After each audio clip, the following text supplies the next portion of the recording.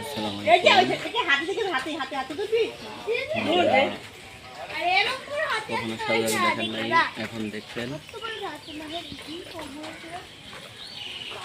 দেখছেন তারা কিন্তু খাবার খেতেছে, দেখতে অনেক সুন্দর।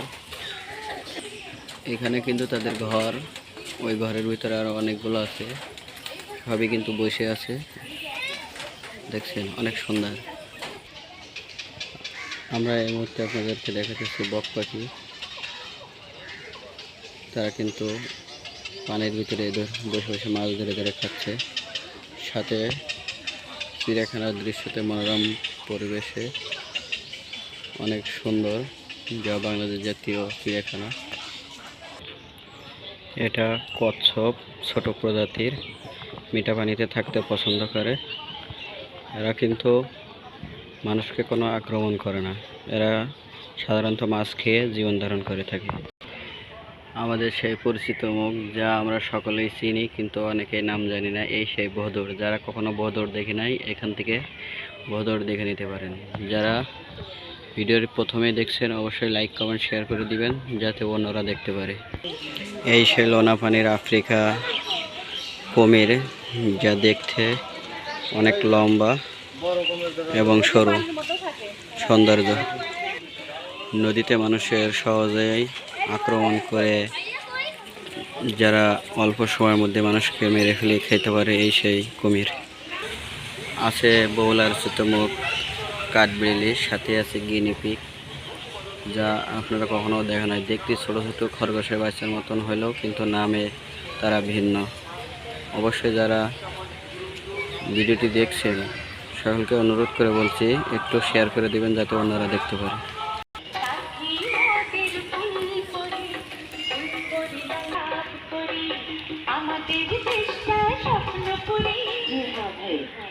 বাংলাদেশ জাতীয় চিড়িয়াখানার অভ্যন্তরে নতুন অঙ্কিতে সাজানো হয়েছে শিশু পার্ক।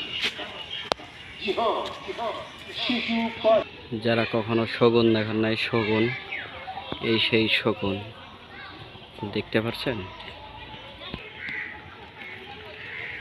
সুস্পষ্টভাবে। যাদের শগুন দেখাতেছি, এই সেই হিমালয় পর্বতের শগুন, যা সবসময় পাহাড়ি অঞ্চলে বসবাস করে, এই সেই হিমালয়ের শকুন। দেখতে অনেক বড় এবং তারা সাধারণত গরুর মাংস খেয়ে জীবন ধারণ করে থাকে। দেখতে যেমন সুন্দর, আকৃতিত তেমন বড়। সব কিছুর আঙ্গিকে এখন আপনাদেরকে দেখাচ্ছি মায়া হরিণ, যা নাম শুনেছি কিন্তু কখনো দেখি নাই। সে হাতির মতন বিশাল আকৃতির দেহ নিয়ে পড়ে আছে। আমরা সাধারণত মানুষকে কোনো কিছুর কারণে বলে থাকি, তোমার শরীরে কি গন্ডারের চামড়া? এই সেই গন্ডার। যারা কখনো গন্ডার দেখেন নাই, ভিডিওটিতে ভালো করে দেখে নেন গন্ডার কেমন হয়, এবং লাইক কমেন্ট শেয়ার করে সবাইকে দেখার মতন সুযোগ করে দিবেন। সবসাথে বহুল প্রকৃতির বাংলাদেশ জাতীয় চিড়িয়াখানা, দেখতে অনেক সুন্দর এবং মনোরম পরিবেশ। বাংলা ভাষায় হাতি বললেও ইংরেজিতে নাম এলিফ্যান্ট।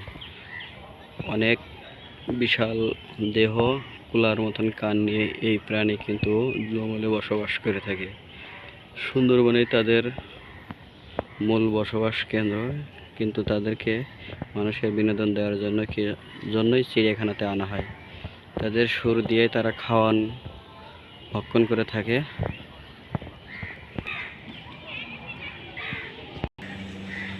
এই সেই উট, যা সৌদি আরবে মরুভূমিতে দেখতে পাওয়া যায়, এই সেই উট।